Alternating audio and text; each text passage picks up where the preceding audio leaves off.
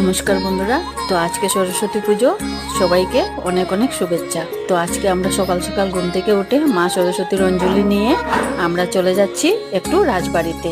আপনারা যে বিষ্ণু মন্দিরটা দেখছেন সেটি একটি চালা শিকড় দ্বারা চিহ্নিত।